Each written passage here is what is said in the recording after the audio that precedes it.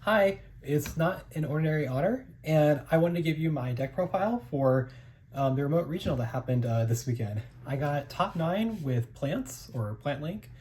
It's one of my favorite decks, and I love this deck so much, so I really wanted to get my invite with this. I'm actually my first invite too, so I was able to do that. So I just thought I can get my deck profile for it, just let y'all know what I was playing. And this list is very similar to Sun-C Jess's list, Jessica Robinson. So just keep that in mind that the list is pretty much very similar to hers. And huge shout outs to Jess and the Sun-C Jess Discord, or the Plant Discord.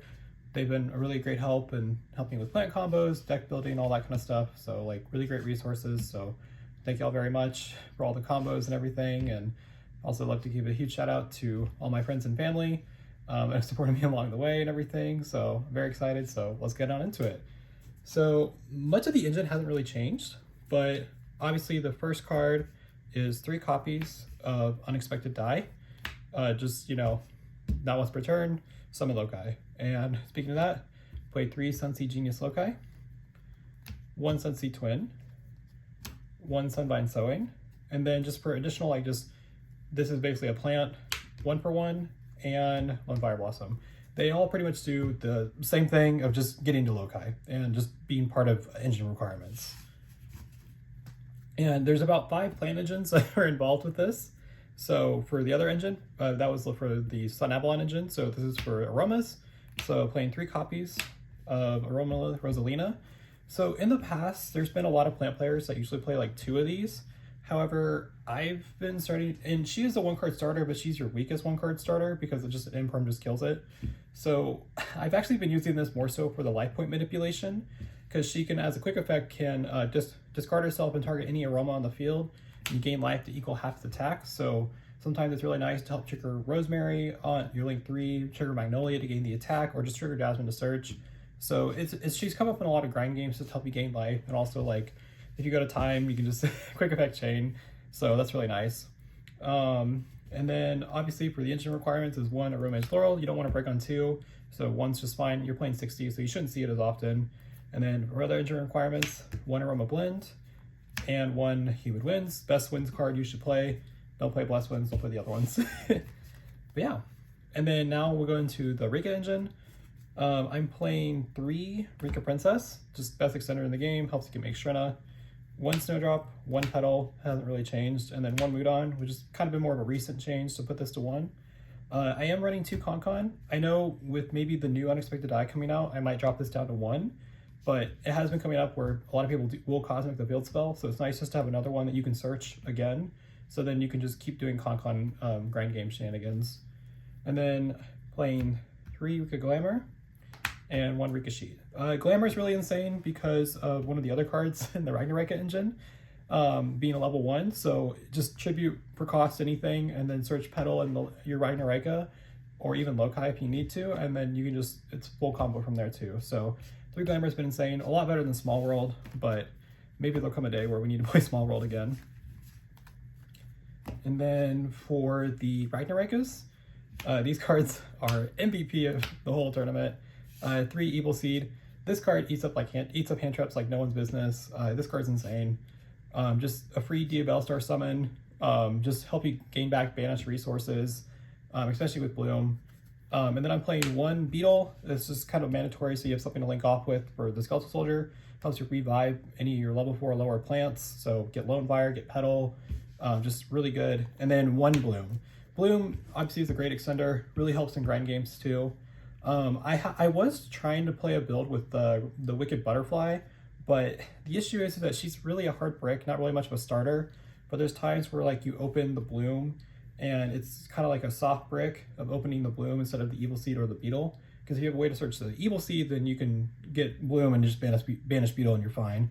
So I was trying to build out playing with Butterfly, but it just was really bricky where you have Butterfly, but you wouldn't be able to do anything. So I chose to not run Butterfly right now, but it's an option that people you could consider, or maybe even upping Bloom to 3 and just taking out like Cross Out and other cards like that, just to play more like board breakers in your engine. And the last engine is just Ethereons. So 3 Lily, best extender, Disc Coliseum, and Regulus. Omni is still very good. And I also, I'm playing Rose Whip in the side, so being able to negate the effect and not the activations is really good. So that way, like, they can't do anything, and you get a for sure win. I did that to one of my Rescue Ace opponents, and at the end of it, I'll say what my rounds were. And then just for the non-engine, I'm running 22 non-engine. This is a 60 card deck. So for non-engine, I'm playing 3 Ash Blossom. I do not own Perulias, and I was going to borrow some, but I wasn't able to borrow them in time. So I just decided to, and you'll see what my side deck is in a little bit, but I main deck 3 Ash Blossom just for Perulia because I was worried about Tempai and just other decks like siding it in post side. So even though I'm playing 60, not likely to see a lot, but if I see this, great. I mean, if they have the second one, they have the second one, but that was kind of the idea. And then also playing 1 Nib, 1 Veiler, and 1 Imperm. These are all for crossout targets. And then speaking of that, we're playing 3 Crossout Designator, 1 Call By, 3 Triple Tactics Talent, 3 Triple Tactics Thrust. So essentially these are just all your like anti-hand trap cards and just help you keep going throughout your engine if needed. I chose Thrust just because you get access to your entire engine with Thrust. So like most of your spells that you're running are normal spells and traps like Glamour. So it's actually like just really insane, especially for going second too if you lose a die roll. So yeah, Thrust is nice. And then I decided to play just 6 Board Breakers to go along with all the hand traps and anti-hand trap cards. So I played 3 Forbidden Droplet, just really good right now, especially like in damage step scenarios with Tempai. And then 3 Dark Ruler No More. So I was main decking evenly, but the issue is that they could have like Yubel and like Fiendsmith decks could have a Desiree on the field, but if they don't and this card resolves, like you're winning. Like you are for sure winning. And it's nice to also have Droplet too in case of that scenario with Desiree, so then you can just go Dark Ruler, they chain something, then go Desiree, and then you just chain Droplet to negate the Desiree. So yeah, it's pretty good, and I really like main decking this card. Just really helped me go second if I lost my die rolls, because obviously this deck wants to go first, but also has a lot of extension to go second anyway. And then that pretty much sums up the main deck, and then we'll go into the extra deck. The extra deck is pretty much solved, but 1 Dryas, 1 Healer, 1 Melius for use on Avalon Engine. Still really good cards, even at 1 for Healer and Dryas. This card shouldn't be at 1 because you only need one Healer, but only 1 Dryas. Whatever. And then for the Aroma Engine, you have 3 Aromatherapy Jasmine. Best card in the deck. I love her. She's great. Just really good in grind game scenarios too, where I will try to leave a Jasmine on the field so that I can always just keep gaining life either with Rosalina or the Humid Winds trap. So just really solid. And then 1 Rosemary, 1 Magnolia. These help you go second to banish cards, extension, and just helping you to play around Tempai with like playing Regeki and Lightning Storm with Magnolia's protection effect by, if your life points are higher, they can't destroy your plants by card effects. So it just really helps against like the Tempai matchups as well. And then for Ragnarikos, you only play the 1 Skeletal Soldier. Card's insane. Just get it back every turn just by having one of the tri-types on the field. But yeah, really good card. And then 1 Dance Peon, 1 Bangalancer, just as your other link monsters that you play that are really good.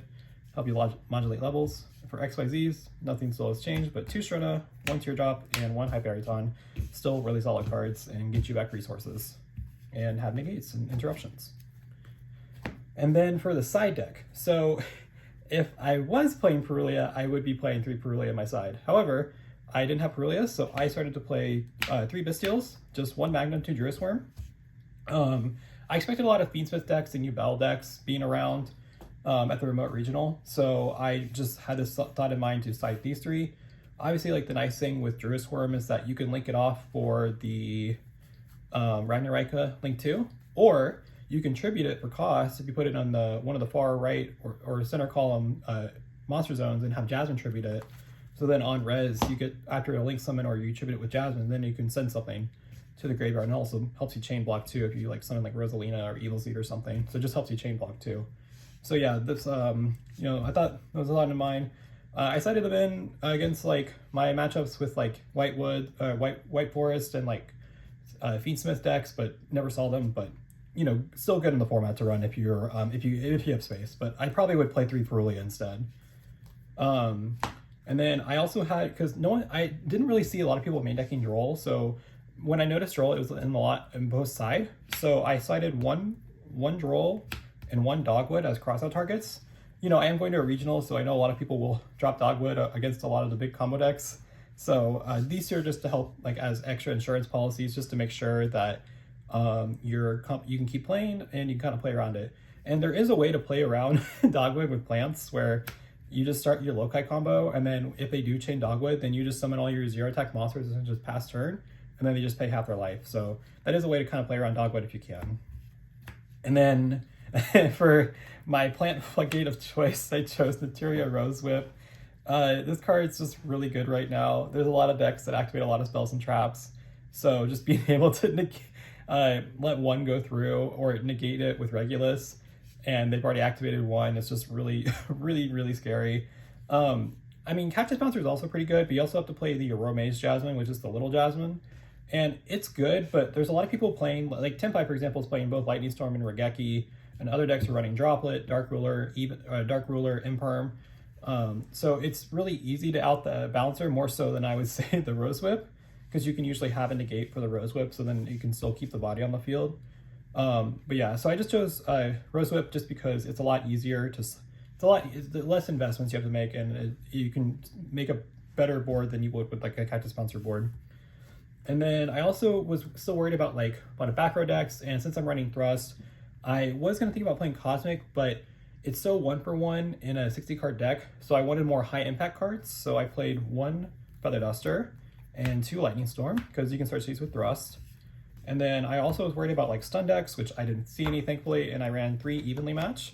Still good too, because you also get rid of monsters as well, so definitely really good post side, just going second, because if you know you're going to go second, which usually they will make you do it.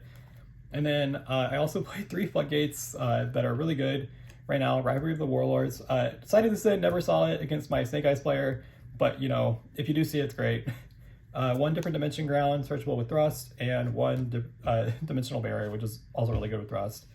And matchup wise, round 1, I played against Pearly, and that was just a 2-0 really quick. Round 2, I played against White Forest. Unfortunately, I won in time. A little unfortunate with that.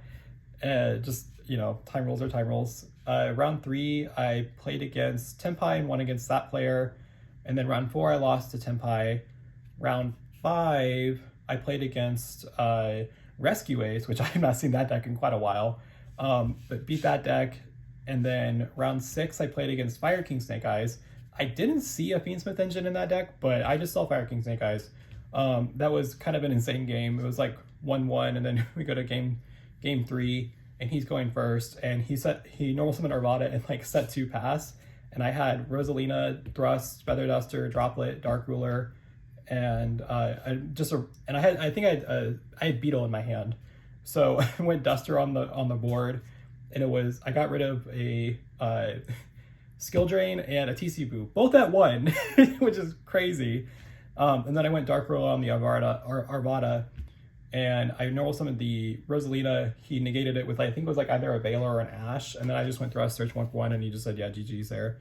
And then my last round was against Snake Eyes Fiendsmith, which I expected that deck to be around. Unfortunately, I lost to that, but I was able to get into the top cut in top 16. I got 9th place. So yeah, that's pretty much my deck. I love this deck so much. I am not sure if I'll be playing it next set with the Fuller Ross coming out. We are getting the new Unexpected Die, which is great, so I might still, I'm still going to probably play this deck around, but I might do some tinkering around with the deck when the new cards come out.